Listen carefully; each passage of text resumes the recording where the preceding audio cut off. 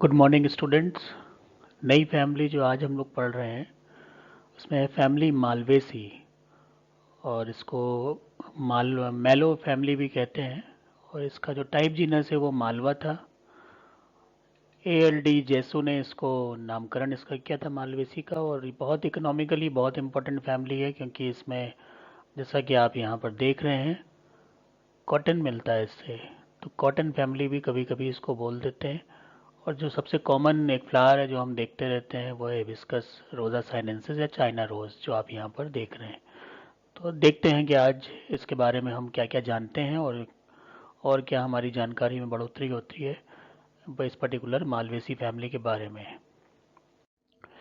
Distribution, जैसे कि कभी भी कोई फैमिली होती है तो पहले डिस्ट्रीब्यूशन देना होता है। तो उसके हिसाब से अगर हम देखें तो 197 जनरा है, 2865 स्पीशीज़ है।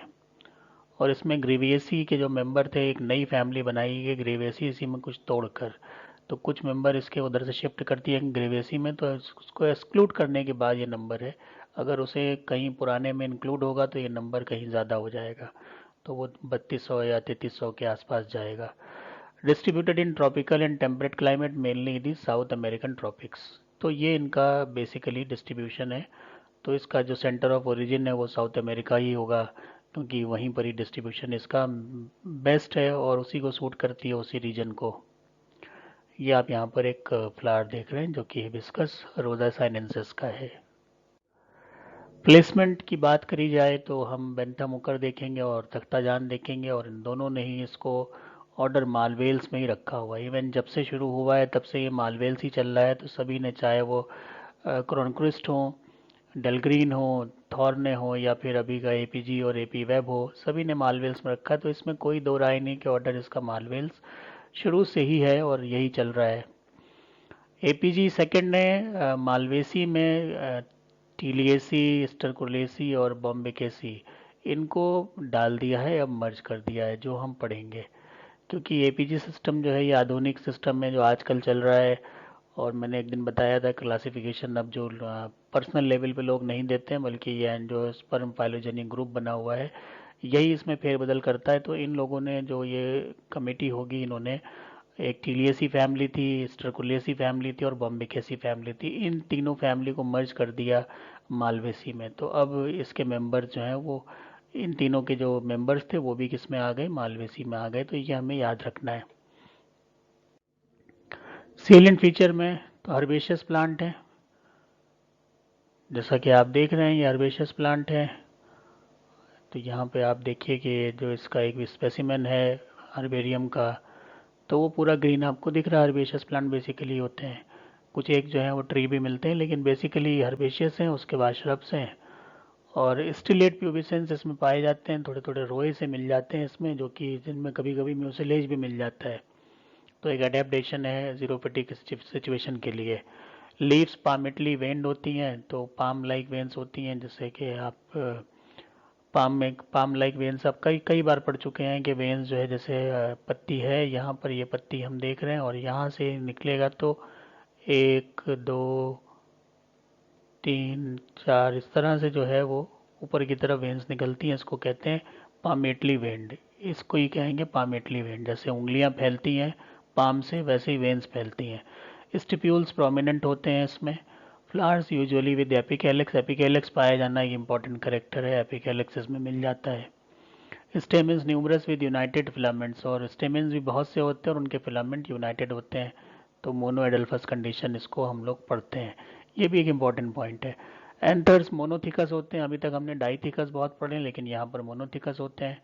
तो ये भी याद रखना पड़ेगा, क्योंकि ये सब वो करेक्टर हैं जो थोड़े रेयर हो जाते हैं। कार्पल्स 5 और मोर, कार्पल्स यूजुअली 5 है, उससे ज़्यादा भी कभी कभी 7-8 भी मिल जाते हैं। ओवरी सुपीरियर होती है और प्लेसेंटेशन एक्साइल होता है। इन सभी को आगे हम देखेंगे। फिलहाल यहाँ पर एक ब्रीफ में जो है वो इसके फीचर्स इस पर्टिकुलर फैमिली के हमने यहाँ पर पढ़ लिए। मेजर जनरा की बात करी जाए तो एक तो बहुत इंपॉर्टेंट जो हिबिस्कस आप देख रहे हैं यहाँ पर, गुड़हल, और स्टरकुलेरिया, यही फैमिली अभी मर्ज हुई है। और ये फ्लावर स्टरकुलेरिया का आप देख रहे हैं, बहुत से वेलवेटी टाइप के इसके पेटल्स होते हैं, और यही इसकी पहचान होती है स्टरकुलेरिया की। पहले इसकी फैमिली स्टरकुलेसी थी, जो अब मर्ज हो गई मालवेसी में। तो 300 इसके भी स्पीशीज़ हैं, 300 इसकी भी स्पीशीज़ हैं। आगे देखते हैं कि इसमें एक और जो है वो डोम्बिया है, ये भी 300 है। और डोम्बिया का फ्लावर आप यहाँ पर ये देख रहे हैं। ये जो फ्लावर आप देख रहे हैं बहुत घनघोर टाइप के इसमें से निकलते हैं। और साइडा का फ्लावर जिसके 200 स्पीशीज़ हैं वो ये है। तो इस तरह से ये लगातार इसमें कुछ ना कुछ जो है वो एडिशन होते रहते हैं, लेकिन कुछ भी प्रोमिनेंट जो होते हैं कि जिनकी स्पीशीज़ ज़्यादा होती है उनको हम कहते हैं मेजर जनरा। इसी तरह से पेवोनिया है, 200 स्पीशीज़ इसमें भी हैं। ये पेवोनिया का आप यहाँ इसका पिक्चर देख रहे हैं फ्लावर का, बहुत खूबसूरत सा, लगभग हिबिस्कस जैसा होता है। कलर इसका वाइटिश और पिंकिश होता है। एबिटोलॉन है जिसको कि कॉमन नेम जो है कंगी भी कहते हैं बहुत से लोग, वर्नाकुलर नेम कंगी। ये यहाँ पर ये दिख रहा है ना, इसमें जैसे कंगे में दाने होते हैं वैसे ही इसमें भी खाँचे खाँचे बने होते हैं, तो इसको कंगी भी कह देते हैं। तो ये एबिटोलॉन है, वाइल्ड प्लांट होता है ये। टीलिया, टीलियसी फैमिली का मेंबर है जो अभी शिफ्ट हुआ है मालवेसी में, वो टीलिया हो गया ये। इसके 50 स्पीशीज़ हैं। एडेंसोनिया, एडेंसोनिया साहब के बारे में एक दिन बताया था, एडेंसोनियन टेक्सोनॉमी होती है, उन्हीं के नाम पर एक प्लांट का नाम दे दिया गया एडेंसोनिया। इसकी 10 स्पीशीज़ हैं और ये बड़ा ट्री होता है। वैसे तो ये हर्बेशियस या श्रबी प्लांट होते हैं, लेकिन ये जो प्लांट है ये ट्री है। और जैसा आप देख रहे हैं कि ये बहुत बड़ा सा ट्री इसमें आपको दिख रहा है एडेंसोनिया में। गॉसिपियम सभी जानते हैं, कपास। तो ये देख लीजिए इसमें ये कपास निकल रही है। तो तीनों स्टेजेस हैं, बड की स्टेज है, फ्लावर की स्टेज और फिर कपास वाली स्टेज ये भी है। बॉम्बेक्स है, ये बॉम्बे की ऐसी फैमिली थी, इसको भी अभी मर्ज किया गया है और डाला गया है मालवेसी में। तो ये भी इसी में आ गया, पहले ये बॉम्बे की ऐसी फैमिली थी। और ये सेमल इसको बोलते हैं कॉमन लैंग्वेज में। तो इस फैमिली के डिस्क्रिप्शन पे आते हैं, तो जैसा बताया था कि यूजुअली आपके हर्बेशियस ही प्लांट होते हैं, श्रबी होते हैं। और कभी कभी छोटे और लार्ज पेड़ भी हो सकते हैं, जैसे टीलिया देखा था और इससे पहले अभी हमने देखा था एडेंसोनिया का पेड़।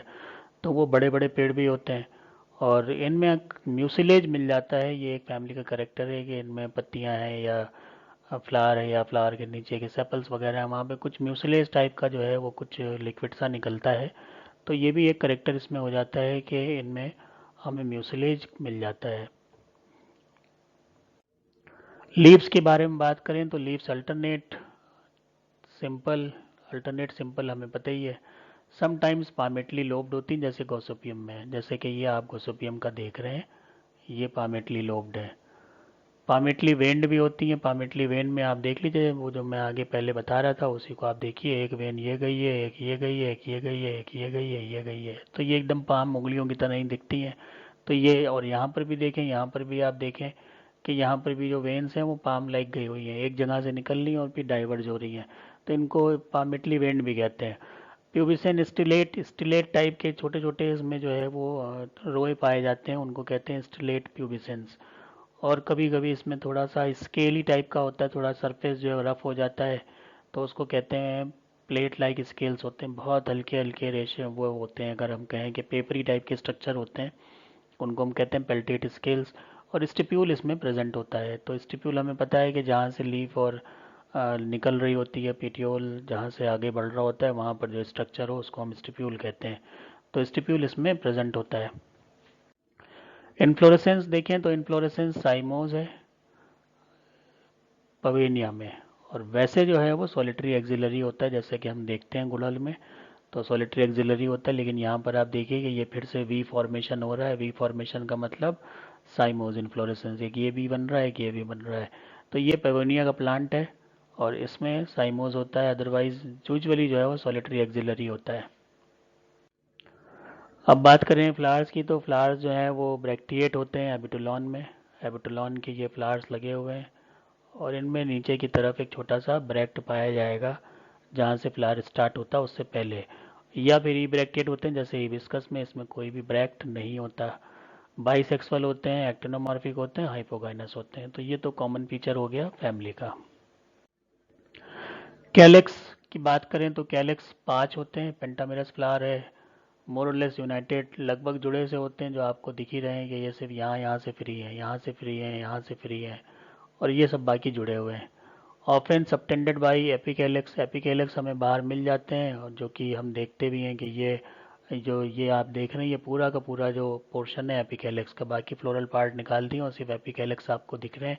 इनका नंबर 5 से 7 हो सकता है और ये आपको गुड़हल के फ्लावर में भी दिख जाते हैं,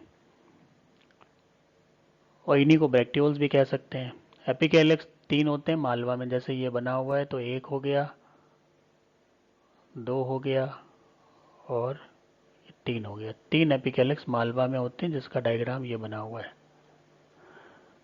5 से 8 होते हैं एल्थिया में, तो यहाँ पर आप देख लीजिए ये जो डायग्राम बना हुआ है ये एल्थिया का है जिसमें आप बहुत से देख रहे हैं। और साइडा में जो है वो नहीं होते, तो साइडा का डायग्राम ये है, यहाँ पर किसी तरह का कोई भी स्ट्रक्चर नहीं मिलता। तो ये हुई कैलेक्स की बात। कोरोला कोरोला 5 होते हैं, पेंटामेरस हो गए। इम्ब्रिकेट होते हैं, इम्ब्रिकेट में आप देख ही रहे हैं, यहाँ पर ओरिएंटेशन आप देख सकते हैं कि क्या कौन सा फ्लैप अंदर कौन सा बाहर है, कोई पूरा बाहर है और कोई पूरा अंदर है, बाकी सब आगे पीछे, एक ऊपर एक नीचे, इस तरह से चलता है। इसको इम्ब्रिकेट कहते हैं। ऑफन एडनेट होते हैं एट द बेस, और नीचे की तरफ जाके सब ये जुड़ जाते हैं। और एक बेस जो होती है जो स्टेमिन की, जो जैसे यहाँ से ये आ रहे हैं हमारे पेटल्स के पोर्शन और यहाँ से स्टेमिन निकल रहा है, तो यहाँ पर आकर ये स्टेमिनल ट्यूब है जिसके ऊपर जाके ऊपर एंड्रोशियम वगैरह लगेंगे ऐसे ऊपर, तो यहाँ पर ये जुड़ जाते हैं, इनको कहते हैं हम एडनेट। तो ये एडनेट कंडीशन दिखाते हैं। एंड्रोशियम अब यहाँ पर देख सकते हैं, एंड्रोशियम विद मैनी स्टेमेंस, बहुत से आपको दिख रहे हैं येलो कलर के, ये ढेरों स्टेमेंस दिख रहे हैं। फिलामेंट्स यूनाइटेड इनटू ट्यूब, सारे के फिलामेंट जो है उन्होंने एक ट्यूब बना ली है। ये ट्यूब जो आपको दिख रही है बीच वाली, ये सब के फिलामेंट यूनाइट होकर एक ट्यूब बना लेते हैं, और इस कंडीशन को बोलते हैं मोनो एडल्फस कंडीशन। एपीपेटलस होते हैं, जैसे अभी पीछे बताया था कि वो चिपक जाते हैं नीचे, एडनेट हो जाते हैं, तो एपीपेटलस हो गए। एंथर मोनोथिकस होते हैं, एंथर जो है उसमें सिर्फ एक थीका होता है इस तरह का। डेhiscence ट्रांसफर होता है, ट्रांसफर डेhiscence इनमें हो जाता है, ट्रांसफर डेhiscence हो गया। Pollen grain large with spinous का एक्साइन, पॉलन ग्रेन अगर देखें तो उसमें अगर हम पॉलन ग्रेन निकाल के देखें तो जो बाहर की एक्साइन होगी उसमें स्पाइनस होगी, तो ये एक्साइन जो है स्पाइनस हो गई। ट्राईपोरेट और मल्टीपोरेट, ये कंडीशन बार बार आ चुकी है, पहले भी आप जानते हैं कि इस तरह से एक, अगर ये 1 पोर 2 पोर 3 दिख रहे हैं तो ये ट्राईपोरेट है, इसके अलावा ज़्यादा भी हो सकते हैं। ट्राईकॉल्पेट, एबिटुलॉन में जो है कंगी में जो बताया था उसमें ट्राईकॉल्पेट भी होते हैं, पोरेट भी होते हैं, कॉल्पेट भी होते हैं। तो यहाँ पर आप ये देखिए, इसमें बड़ा अच्छा फिगर है, सारे स्टेमन्स दिख रहे हैं, और ऊपर आपको स्टाइल भी जो है वो उसकी भी ऊपर जाके ब्रांचिंग होती है, तो स्टाइल के ब्रांचेस आपको नज़र आ रहे हैं। गायनोशियम जो है वो टू टू मैनी होता है, यूजुअली 5 होते हैं। यूनाइटेड होते हैं, सिनकार्पस होते हैं, मल्टीलोकुलर होते हैं, और मैनी ओव्यूल्स होते हैं। प्लेसेंटेशन एक्साइल होता है, ओवरी सुपीरियर होती है, स्टाइल ब्रांच ऊपर, जैसे अभी आपने ऊपर देखा था वो 5 हिस्से उसके दिख रहे थे, तो स्टाइल ब्रांच हो गया। स्टिग्मा जितने जितने कार्पल हैं उतने स्टिग्मा होते हैं, और कभी कभी उनमें बाइफिड हो जाते हैं तो वो ट्वाइस हो जाते हैं, और ये कंडीशन आती है मालवा विस्कस में, जिसका ये पिक लगा हुआ है मालवा विस्कस का। इसमें क्या होगा कि अगर नीचे जो है वो कार्पल 5 हैं तो ऊपर आपको स्टिग्मा 10 दिखेंगे, क्योंकि हर में बाइफर्केशन फर्दर हो जाता है, तो ये बाइफर्केशन एक में हो गया तो इसमें आपको 10 नज़र आएंगे। फ्रूट इस लोक्यूलिसाइडल कैप्सूल और शाइजोकार्प होता है, मालवा में शाइजोकार्प मिलता है जो आप यहाँ पर देख रहे हैं, और फॉलिकल्स मिलते हैं स्टर्कुलेरिया में, मालवा का तो ये एग्जाम्पल हो गया, शाइजोकार्पिक हो गया। फॉलिकल जो है फॉलिकल के फॉर्म में स्टर्कुलेरिया का ये एग्जाम्पल हो गया। और बेरी होता है, कभी कभी बेरी भी होता है, बेरी का एग्जाम्पल मालवा विस्कस हो गया। यहाँ पर आपको ये टमाटर की तरह दिख रहे हैं, इनको आप कस के दबाएंगे तो सारे का सारा वहीं पे दब जाएगा, और कोई भी सीड वगैरह इसमें बीच में आपको बाधा नहीं देंगे। हालांकि सीड होंगे लेकिन ऐसे नहीं होते कि वो उसको रप्चर होने से रोक पाए। पॉलिनेशन और डिस्पर्सल, तो फ्लावर जो है इंसेक्ट पॉलिनेटेड होते हैं, यहाँ आप देख लीजिए इंसेक्ट लगा आ रहे हैं और पॉलिनेट कर रहे हैं। Nectar usually produce by the inner surface of the calyx, जो कैलेक्स की इनर सरफेस है वहाँ पे नेक्टर होता है, तो ये काफ़ी गहराई तक इन कीड़ों को जाना पड़ता है, क्योंकि inner surface of the calyx तक पहुँचना नेक्टर को लेने के लिए। डिस्पर्सल जो है वो विंड से भी हो सकता है, वाटर से भी हो सकता है, एनिमल से भी हो सकता है, तो कई तरीके का हो गया।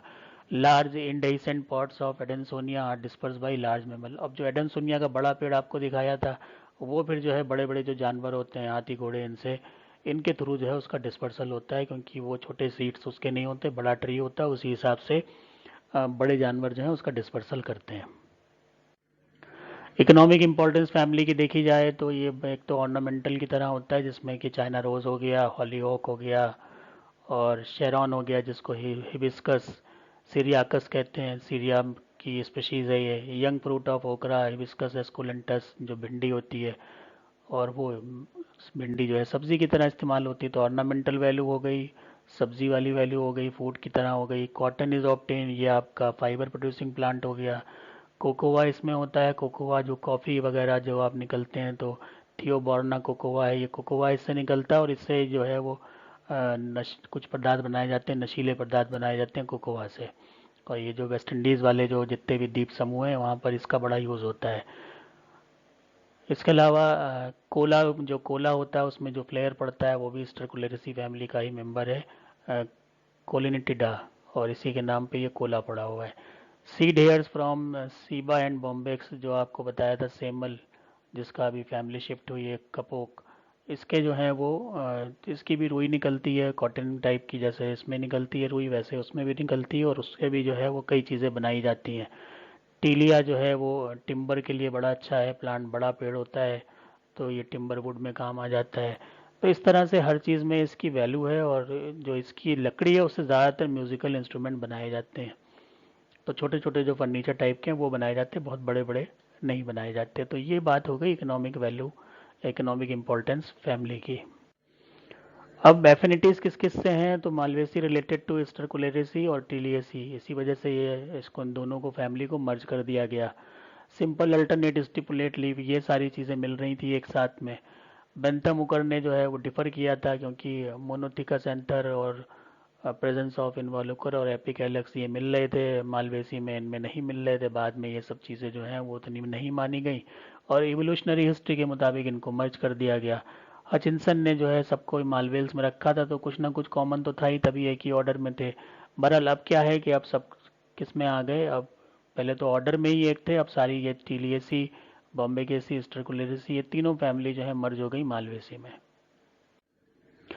प्रिमिटिव करेक्टरिस्टिक, जब इसमें कुछ प्रिमिटिव है कुछ एडवांस करेक्टर है, तो प्रिमिटिव में क्या, इसीलिए फैमिली भी इंपॉर्टेंट हो जाती है, क्योंकि दोनों करेक्टर शो करती है। प्रेजेंस ऑफ म्यूसिलेज, ये प्रिमिटिव करेक्टर है। Some plants are shrub and tree, अब कुछ ट्री हैं कुछ श्रब हैं, तो बहुत ज़्यादा वेरिएशन हो गया, प्रिमिटिव हो गया। लीव्स अल्टरनेट है, सिंपल स्टिपुलेट, ये भी प्रिमिटिव माना जाता है, क्योंकि जो बाइपिन्नेट है वो एडवांस करेक्टर माना जाता है। फ्लावर सोलेटरी है, हर्माफ्रोडाइट, हाइपोगाइनस, एक्टिनोमॉर्फिक ब्रैक्टिएट, ये भी प्रिमिटिव करेक्टर माना जाता है। Presence of epicalyx, primitive character. Corolla free है, प्रिमिटिव करेक्टर। गायनोशियम जो है वो पॉलीकार्पुलरी एबिटोलॉन में, तो ये भी प्रिमिटिव करेक्टर है। सीड्स एंडोस्पर्मी के, ये भी प्रिमिटिव करेक्टर है। इसका मतलब कि एम्ब्रियो जो है वो पूरी तरह से एंडोस्पर्म को कंज्यूम नहीं कर पा रहा था। अब आती बात एडवांस करेक्टर की, तो many plants are annual herbs, बहुत से प्लांट एनुअल हर्ब्स हैं, तो हर्बेशियस प्लांट एडवांस माने जाते हैं। एपिकैलेक्स एब्सेंट इन सम जनरा, एपिकैलेक्स नहीं होता तो ये भी एडवांस करेक्टर है। होना जो है वो प्रिमिटिव है, नहीं होना एडवांस करेक्टर है। कैलेक्स गैमोसेप्लस, गैमो जो है वो एडवांस करेक्टर माना जाता है। स्टेमेंस मोनोडल्फस, एंथर मोनोथिकस, इसमें दोनों में चीज़ें कम हो गई, वहाँ डाईथिकस होते हैं, डाईडल्फस होते हैं, ये सब कंडीशन मिलकर मोनोडल्फस हो गई, मोनोथिकस हो गई, तो एडवांस मानी जाती है। Gynoecium syncarpous advance character, fruit simple advance character.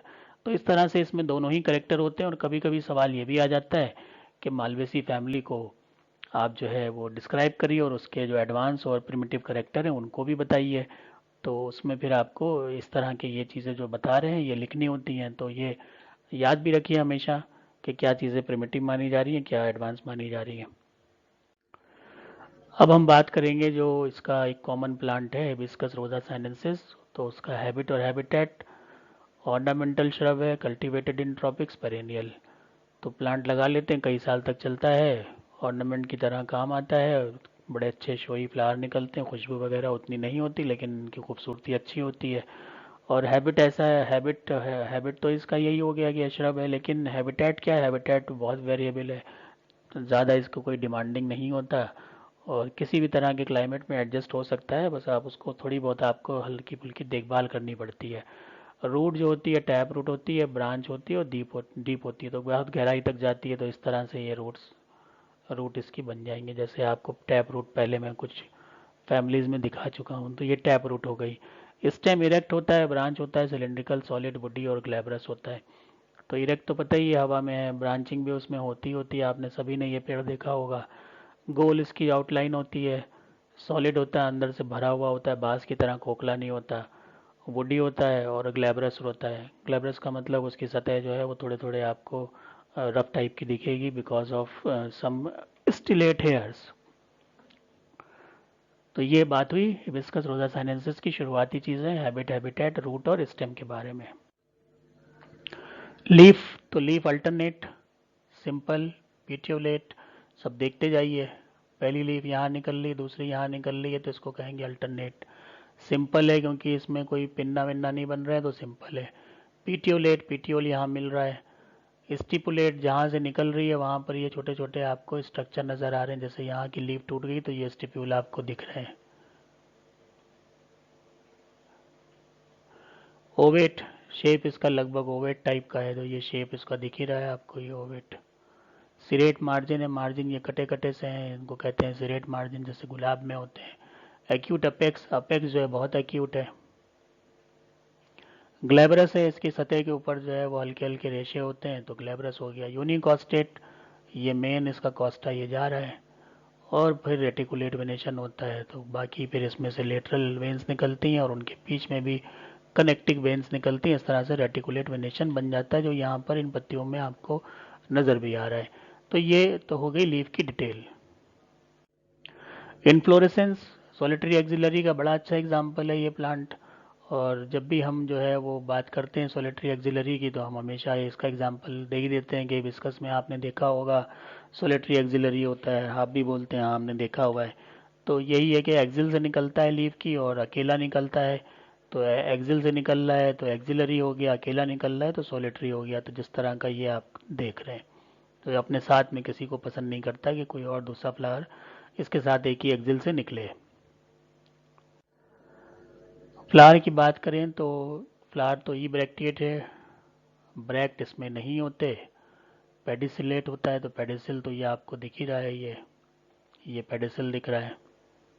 Complete होते हैं क्योंकि चारों चीज़ें होती हैं, calyx, Corolla, androecium, gynoecium actinomorphic होते हैं क्योंकि आप एक से ज़्यादा दो बार भी काटेंगे बराबर हिस्सों में बटेंगे। हर्माफ्रोडाइट होते हैं, दोनों सेक्सेस मौजूद हैं। पेंटामेरस है क्योंकि 5 होते हैं नंबर, हाइपोगाइनस होते हैं, लार्ज होते हैं, शोई होते हैं, रेड होते हैं और म्यूसिलेजिनस होते हैं। तो अगर इसको आप इनको फूल को थोड़ा सा मसल दीजिए हाथ से, तो आपके हाथ में कुछ म्यूसिलेज टाइप का पदार्थ मिल जाएगा, तो इसको कहते हैं म्यूसिलेज। ये एक प्रिमिटिव करेक्टर माना गया है, जो अभी आपने देखा था, तो वहाँ से एक बार दोबारा से रिकॉल भी हो सकता है कि हाँ भाई ये प्रिमिटिव करेक्टर है म्यूसिलेज का पाया जाना। तो यहाँ पर आपको ये एक व्यू दिख रहा है जिसमें फ्लावर के काफ़ी हिस्से आपको नज़र आ रहे हैं। बारी बारी इन हिस्सों को हम पढ़ते हैं आगे। Epicalyx 5 to 7 green linear. अब ये आपको दिख रहे हैं एपिकैलिक्स, ये नीचे, ये नीचे और ये नीचे। इसी तरह से दूसरा फ्लावर है, उसमें भी हमें यहाँ नीचे की तरफ ये पतले वाले दिख रहे हैं जो लीनियर टाइप के हैं। एक तो ये हैं जो कि क्या हैं, सेपल्स हैं, ये थोड़े चौड़े हैं।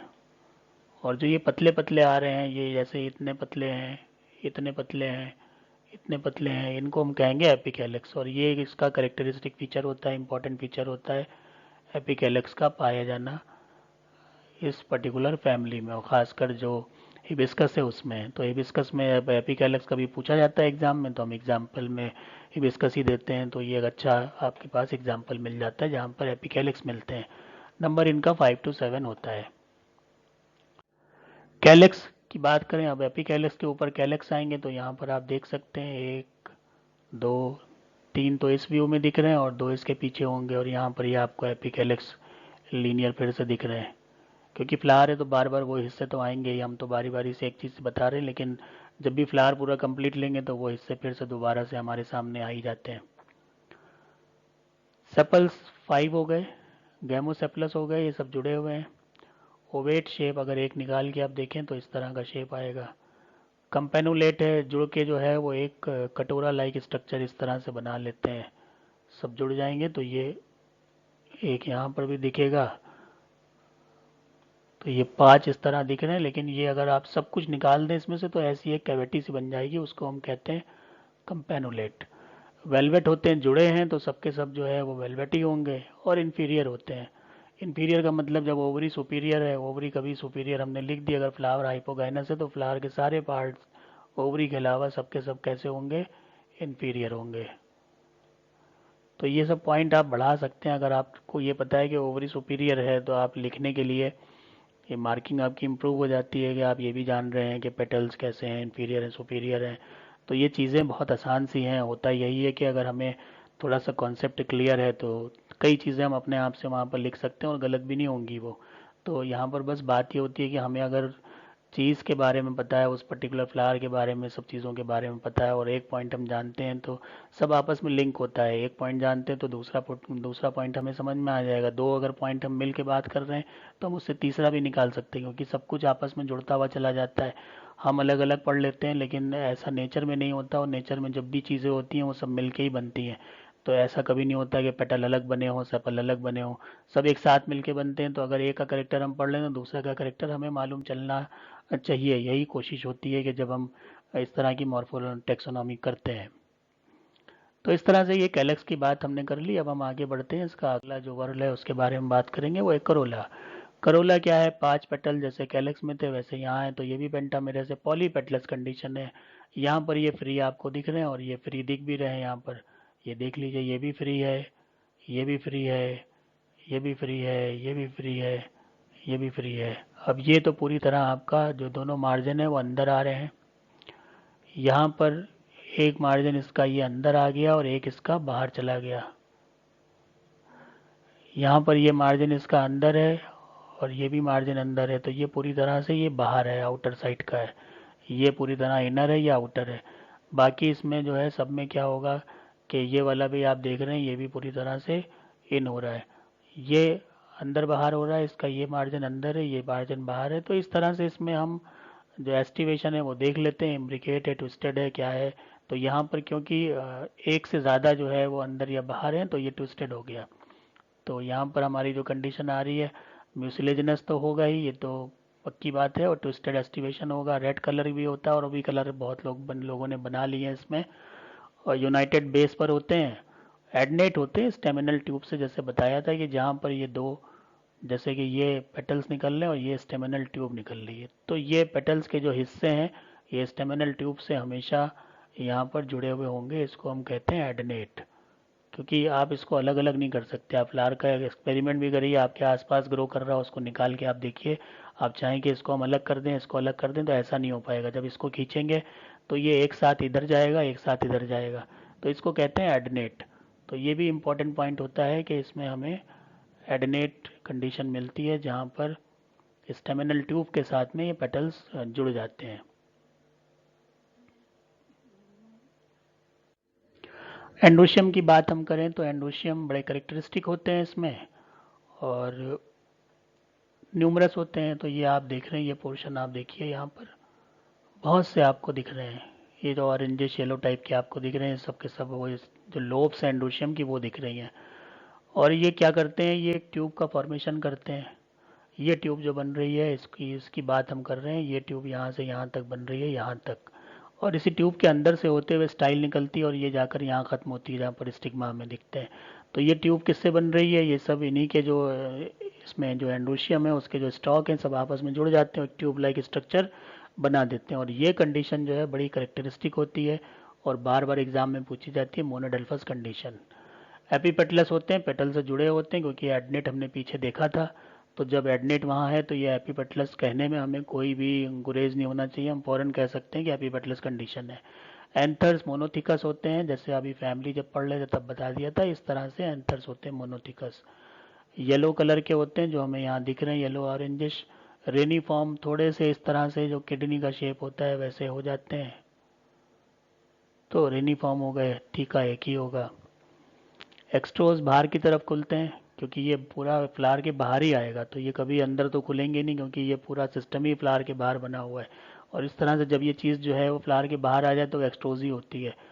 और हम जैसे एपोसाइनेसी में हम पढ़ते हैं वहाँ इंट्रोज होते हैं, क्योंकि ये बहुत चीज़ें अंदर होती हैं। तो जितना एंडोशियम जो है वो फ्लावर के अंदर चला जाएगा वहाँ पर वो इंट्रोज कंडीशन होगी, और जितना बाहर आएगा वहाँ पर एक्सट्रोज कंडीशन होती है। ये हमेशा याद रखिए, और ये तो देख कर ही आप बता सकते हैं, और फिर उसको पढ़ भी लीजिए तो वहाँ पर आपको वही कंडीशन मिलेगी जैसा कि उसके बारे में बताया जाता है कि अगर हम फ्लावर से बाहर की तरफ देख रहे हैं कि स्ट्रक्चर जा रहा है, जो उसका मेल पार्ट है वो फ्लावर को छोड़ के पेटल सपल के बाहर निकल के जा रहा है, तो वो एक्सट्रोज हो जाएगा। लेकिन अगर यही चीज़ अंदर है, रेड्यूस है, तो वो फिर इंट्रोज होता है। तो ये सब छोटी छोटी चीज़ें हैं जिससे हमें काफ़ी चीज़ें पता चल जाती हैं।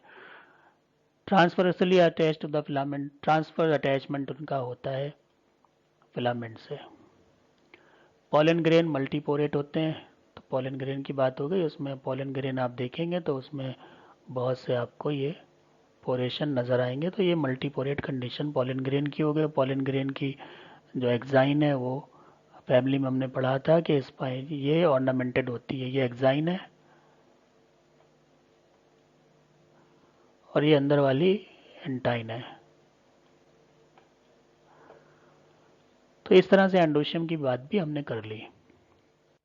आगे जो अगली चीज़ आएगी वो गायनोशियम आएगा। अब गायनोशियम भी देखिए कि पेंटा कार्पलरी है, ये इसका इंपॉर्टेंट है। ये एक दिख रहा है, दो, तीन, चार, पाँच, पांच कार्पल दिख रहे हैं, तो इसलिए हमने कहा पेंटा कार्पलरी।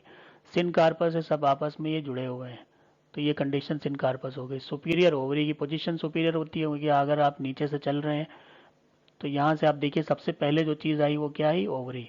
तो नीचे से आने में सबसे पहले ओवरी आ गई, तो ओवरी कैसी हो गई, सुपीरियर हो गई। यही याद रखना होता है कि जिस पेडिसल से लगा हुआ है उसको आप देखते जाइए। सबसे पहले ओवरी अगर आ जाए तो ओवरी सुपीरियर हो गई, बाकी सारे हिस्से इन्फीरियर हो गए, तो ओवरी सुपीरियर हो गई। पेंटालोकुलर होता है, ये हमने देख लिया, पेंटालोकुलर है, जितने कार्पल हैं उतने ही लॉक्यूल्स हैं। कार्पल जो है वो हम इसको कहेंगे, लॉक्यूल जो है खाली जगह को बोलेंगे, तो उतने ही जितने कार्पल उतने लॉक्यूल। एक्साइल प्लेसेंटेशन, ये एक्सिस, ये इसकी एक्सिस है, और यहाँ से ये ओव्यूल्स निकल रहे हैं इसी से, तो इसको हम क्या कहते हैं, एक्साइल प्लेसेंटेशन कहते हैं। मैनी ओव्यूल्स, अब क्योंकि एक ही लॉक्यूल के अंदर ये एक है, लेकिन ये पूरे के पूरे नीचे तक जुड़े होते हैं, तो एक लॉक्यूल के अंदर ढेरों होंगे। जैसे भिंडी को आप भिंडी का टीएस कर लीजिए, तो वहाँ पर आपको दिख जाएंगे कि बहुत से ओव्यूल एक ही लॉक्यूल में होते हैं। Style passing through the staminal tube, अब ये जो स्टाइल है वो यहाँ से निकल रही होगी, क्योंकि वो ओवरी का पार्ट है, लेकिन कहाँ से जाती है, इसके बीच से होती हुई जाती है। जो स्टेमिनल ट्यूब बनती है इसके बीच से होती जाएगी, और फिर यहाँ पर जाके ये पांच आपको इसके हिस्से जो स्टिग्मा है वो दिखते हैं।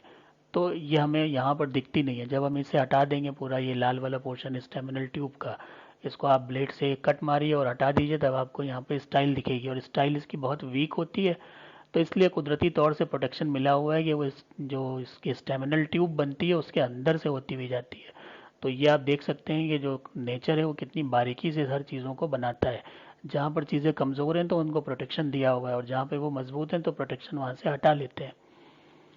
तो ये भी इंपॉर्टेंट पॉइंट है, स्टाइल जो है स्टेमिनल ट्यूब के अंदर से होती हुई जाती है। स्टिग्मा 5 और कैपिटेट होते हैं, तो स्टिग्मा यहाँ पर अगर आप इसको थोड़ा इनलार्ज करके देखेंगे तो 5 नंबर तो आपको यहीं दिख रहे हैं। कैपिटेट का मतलब इस तरह से आपको ये दिखेगा, कवर्ड विद वेलवेटी ग्रोथ, और इसके ऊपर जो है वो हल्का फुल्का वेलवेट टाइप का स्ट्रक्चर नज़र आने लगता है, तो उसको हम कहते हैं वेलवेटी ग्रोथ। ये हो गई इंपॉर्टेंट चीज़ें काइनोशियम की, पेंट्रा कार्पल है, जिनकार्पस है, सुपीरियर है, पेंटालोकुलर है, एक्साइल प्लेसेंटेशन है, many ovules in each locule, style passing through staminal tube, stigma 5 हैं, कैपिटेट होते हैं, कवर्ड विद वेलवेटी ग्रोथ। आगे बढ़ते हैं अब, फ्रूट और सीड जो कि फर्टिलाइजेशन के बाद बनते हैं। तो हमने मेल पार्ट देख लिया, फीमेल पार्ट देख लिया, फर्टिलाइजेशन हो गया, और उसके बाद फ्रूट का फॉर्मेशन होता है, और फ्रूट के अंदर सीड का फॉर्मेशन होता है। तो फ्रूट तो कुछ इस तरह से बनते हैं जैसे आप यहाँ देख रहे हैं, और ये शाइजोकार्पिक टाइप के होते हैं। शाइजोकार्पिक के मतलब ना तो पूरी तरह से डेहिसेंट होते हैं और ना तो इनडेहिसेंट होते हैं, तो शाइजोकार्पिक हो गए। उसके बाद अगर इनका हम एलएस कर लें तो हम एलएस करके देखते हैं कि ये तो एक्सिस जा रही है, और इसके बाद ये ओव्यूल, जो ओव्यूल होते हैं वही सीड का फॉर्मेशन यहाँ पर उसी तरह से जैसे एक्सिस है वैसे ही यहाँ पर फ्रूट को देखें या गैनोशियम को देखें, बात देखी है जैसे कि आप यहाँ पर देख रहे हैं। ऐसे ही हम भिंडी को भी टीएस करके देखते हैं, तो ऐसे ही स्ट्रक्चर हमें नज़र आता है। तो फ्रूट और सीड जो है शाइजोकार्पिक हो गए, और सीड जो है फिर इसी तरह से होते हैं। और सीड में भी जो इसकी आउटर वॉल है वो थोड़ी सी ऑर्नामेंटेड होती है, और काफ़ी ठीक ठाक मजबूत होते हैं, बहुत ज़्यादा मजबूत भी नहीं कह सकते लेकिन ठीक ठाक मजबूत होते हैं, एकदम से ख़राब नहीं होते। तो ये हो गया हमारा फ्रूट और सीड हिबिस्कस का। फ्लोरल फार्मूला, फ्लोरल डायग्राम, जो आखिरी चीज़, इंपॉर्टेंट चीज़, कभी कभी जो एग्जामिनर है सिर्फ इसको ही देख के नंबर दे देते हैं, बाकी नहीं पढ़ते, क्योंकि उनको ये लगता है कि आपने यहाँ पर अगर ये सब सही किया हुआ है तो इसका मतलब आपको फ्लावर के बारे में सारी नॉलेज है। तो यहाँ पर भी आप देख सकते हैं कि ये एक्टिनोमॉर्फिक है, तो एक्टिनोमॉर्फिक का निशान आपने बना दिया। हर्माफ्रोडाइट है, बाइसेक्सुअल है, तो दोनों ही सेक्स मौजूद हैं इसमें, ये तो फीमेल हो गया और ये मेल हो गए। इसको इसके पैरेलल आप देखते जाइए, ये थोड़ा जो है नया आधुनिक टाइप का बना हुआ है फ्लोरल डायग्राम, ये जो पुराना ट्रेडिशनल बनता है वो बना हुआ है। तो दोनों को कंपेयर आप कर सकते हैं। जैसे ये लाइन आपको दिख रही है, ये लाइन यहाँ भी दिख रही है, थोड़ी छोटी है, यहाँ पे बहुत लंबी है। उसके बाद एपिकैलिक्स 5 to 7 होते हैं, तो एपिकैलिक्स को आप यहाँ से गिनेंगे। इसमें हम ये कर सकते हैं, गिन लीजिए 1 2 3 4 5 6 7, 7 एपिकैलिक्स हो गए। 1 से शुरू किया और 7 पे ख़त्म हो गया। K5 होते हैं, जुड़े होते हैं, तो K5 में आप देख लीजिए यहाँ पर, K5 में 1 2 3 4 5 जुड़े हुए होते हैं, ये जुड़े का निशान है, ये जुड़े का निशान है, और जुड़े का निशान है तो वेलवेट एस्टिवेशन हो गया। अगर हम कोई डायग्राम ऐसे हम देख रहे हैं, हमें यहाँ दिख रहा है जुड़ा हुआ, तो हम आराम से वहाँ पर वेलवेट एस्टिवेशन लिख देंगे। तो ये जुड़े हैं। उसके बाद बात आएगी कैलेक्स की, तो हो गई, गैमो हो गए, और C5 है, A5 है, C5 है लेकिन फ्री है। तो यहाँ पर आप देख लीजिए, चाहे आप इसको यहाँ देख लीजिए, थोड़ा सा अच्छा दिख रहा है, 1 2 3 4 5। तो यहाँ पर हम देख रहे हैं कि जो फ्री कंडीशन है वो हमें दिखाई पड़ रही है कोरोला की, 5 है नंबर में, तो वो तो नंबर तो पता ही है हमें, 5 है दिख रहे हैं। इसके बाद ये जुड़े हुए हैं किससे, ये जो ब्लैक कलर से आपको दिख रहा है यहाँ पर, ये है स्टेमिनल ट्यूब, इसको हम कहते हैं स्टेमिनल ट्यूब। ये आप देखिए कि ये यहाँ से जुड़े हुए हैं, इनको मैं दूसरे कलर से बनाऊं, ये जुड़ा हुआ है, ये जुड़ा हुआ है, ये जुड़े हैं, ये जुड़े हैं, ये जुड़े हैं, इसको कहते हैं हम एडनेट, जो हमने पहले पढ़ा था कि एडनेट कंडीशन होती है। तो यहाँ पर ये जो पेटल्स हैं ये जुड़े हुए हैं स्टेमिनल ट्यूब से, जो ब्लैक कलर से आपको दिख रही है, ये ब्लैक कलर से, और ये पोर्शन यहाँ से यहाँ तक जो पूरा है ये उसी ट्यूब का बनता है। और अंदर फिर आप देख रहे हैं जो पिंक कलर से आपको नज़र आ रहा है, ये जो पिंक कलर है, ये वाले, ये पिंक कलर वाला पोर्शन, इसमें हमें दिख रहा है कि पेंटालोकुलर, या फिर कभी कभी पेंटा से भी ज़्यादा भी हो सकता है। बहरहाल हम कम से कम जो बनाएंगे वो 5 तो बनाएंगे। तो पेंटालोकुलर ओवरी आपको नज़र आएगी, और उसके साथ साथ इसमें बीच से जो है, जो एक्सिस है वहाँ से ओव्यूल निकलते हैं, तो यहाँ पर हो जाएगा एक्सियल प्लेसेंटेशन। तो इसको हम बड़ा करके अगर हम बनाते हैं तो इसमें ये पेंटालोकुलर हम देख सकते हैं, 5 हिस्से बनाएंगे, और यहाँ यहाँ पे ओव्यूल हम बना देते हैं। तो इस तरह से ये इसमें आप फीमेल पार्ट है वो दिख जाता है। तो जो जो ये लिखा हुआ है वो 5 है, और साथ में ओवरी सुपीरियर है, तो उसका निशान ये बन गया। ए जो इनफाइनाइट होते हैं तो ये हमें दिख ही रहे हैं कि इनका कोई ऐसा फिक्स नंबर ए का नहीं होता। तो इस तरह से ये फ्लोरल फार्मूला, फ्लोरल डायग्राम का जो पार्ट है ये भी हमारा कंप्लीट होता है, और ये बहुत ही इंपॉर्टेंट पार्ट होता है, क्योंकि इसी के आधार पर कभी कभी जो है वो कॉपियाँ चेक होती हैं, और वहाँ पर हमें ध्यान होना चाहिए कि हम और तो जो कुछ लिख रहे हैं, लेकिन जब हम यहाँ पर बनाते हैं तो ये हमेशा सही होना चाहिए। इसको देखकर आपके जो बाकी के आंसर है उस पर भी फैसला हो जाता है कि आपने क्या लिखा होगा। तो ये हमेशा याद रखिए, जितने भी टाइप होते हैं उनका फ्लोरल फार्मूला, फ्लोरल डायग्राम बहुत इंपॉर्टेंट चीज़ है, और सारी चीज़ें उसमें समझनी चाहिए।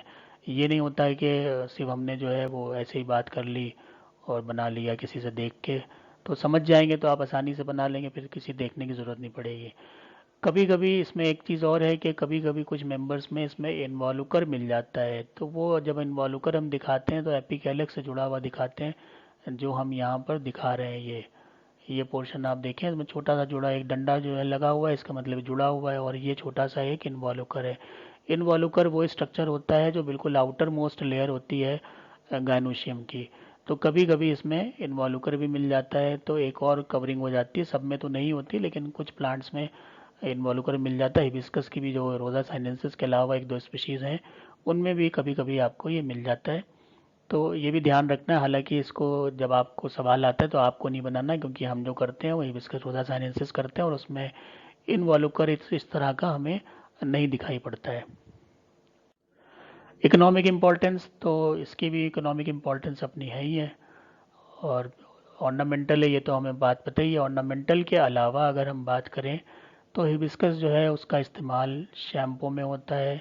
इसकी जो पत्तियां हैं उनका जो एक्सट्रैक्ट है या उनका जो भी किस तरह से प्रोसेस करते हैं उसको शैम्पू में जो आयुर्वेदिक प्रिपरेशन है उसमें डाला जाता है। आयुर्वेदिक शैम्पू आप कभी देखिए, उसको पढ़िए तो उसमें आपको चाइना रोज़ भी लिखा हुआ मिल जाएगा, क्योंकि इसमें से म्यूसिलेज टाइप का निकलता है और वो म्यूसिलेज जो है फिर वो बात जो हेयर्स हैं हमारे उनको सॉफ्ट और शाइन करने में मदद करता है, तो इसका शैम्पू में इस्तेमाल किया जाता है। Ayurveda recognises the hibiscus flower as an important source of hair growth, और आयुर्वेदा ने इसको ये मतलब मेंशन भी कर रखा है कि हिबिस्कस जो है वो बहुत हेयर ग्रोथ के लिए बहुत अच्छा प्लांट है।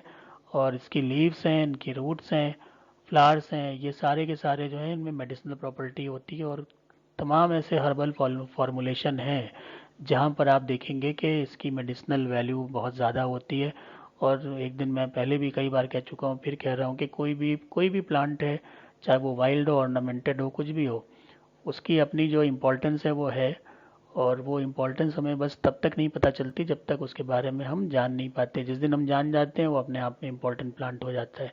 तो हमें बस यही ध्यान रखना है कि कोई भी अगर आपसे पूछे कि इस प्लांट की कोई वैल्यू नहीं है तो वो गलत कह रहा है, क्योंकि हर प्लांट की वैल्यू है। वैल्यू बस तब तक नहीं है जब तक हम जान नहीं रहे हैं, और जैसे ही हम जान जाएंगे तो वैल्यूबल प्लांट हो जाते हैं। और बहुत से ऐसे एग्जाम्पल हैं जो कभी ऐसे ही नेग्लेक्टेड प्लांट थे, अचानक से उनकी वैल्यू बढ़ गई और वैल्यूबल प्लांट्स में गिने जाते हैं।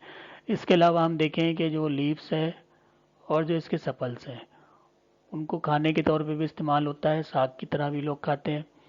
और फ्लावर्स को जो है उसमें टी का प्रिपरेशन में भी डाल दिया जाता है, तो उसमें भी आप जो आजकल की बहुत सी हर्बल टी आती हैं जो कि ग्रीन टी, और उसमें ग्रीन टी के अलावा बहुत चीज़ें और डाल दी जाती हैं अलग अलग, उनमें भी आप देखेंगे कि जो हर्बल फॉर्मुलेशन है वहाँ पर चाय वाले जो चाय हर्बल टी है उस हर्बल टी में भी इस्तेमाल होता है हिबिस्कस रोज़ा साइनेंसिस का। तो बहुत इंपॉर्टेंट फैमिली इस तरह से हो गई। इसके अपने बहुत यूज़ हैं। एक तो सबसे बड़ी बात तो यही है कि जो कपास है वो इससे मिल रहा है, और दुनिया भर में जो एक क्रांति आई थी कपड़ों की दुनिया में वो कपास से ही आई, तो उससे इसका इम्पोर्टेंस है। बाकी सब्ज़ी के तौर पे इस्तेमाल होती है ये भिंडी, आप जानते ही हैं इसमें। तो एक वेजिटेबल भी हो गई, कपास भी हो गया, फाइबर प्रोड्यूसिंग भी हो गई, और इसके अलावा फूड प्रोड्यूसिंग भी हो गई, और साथ में जो फर्नीचर वाले कुछ आपको प्लांट जो बड़े प्लांट बताए थे उससे फर्नीचर भी मिलता है। और साथ में इसमें जो हर्बल फॉर्मुलेशन है वहाँ भी इस्तेमाल होती है। तो इस तरह से फैमिली की वैल्यू काफ़ी बढ़ जाती है, और जो प्लांट हम पढ़ते हैं उनकी भी अपनी वैल्यू सभी की होती है। तो इस तरह हम बात करेंगे आज। हमने बात करी हिबिस्कस की और इसके बारे में काफ़ी कुछ जाना, इसकी फैमिली मालवेसी के बारे में जाना, और ये भी हमने जाना कि इसमें तीन बड़ी फैमिली मर्ज होके अब मालवेसी एक बहुत बड़ी फैमिली हो गई। वो जो तीन फैमिली मर्ज हुई, स्टरकुलेसी हो गई, टीलियसी हो गई और बॉम्बे कैसी हो गई, जो कभी इसी के ऑर्डर में थी लेकिन बाद में उनके प्लांट्स को इसमें मर्ज कर दिया गया, तो उसकी वजह से अब ये बहुत बड़ी फैमिली मानी जाने लगी है डाइकोट प्लांट की। और इसमें प्रिमिटिव और एडवांस करेक्टर दोनों दिखाई देते हैं।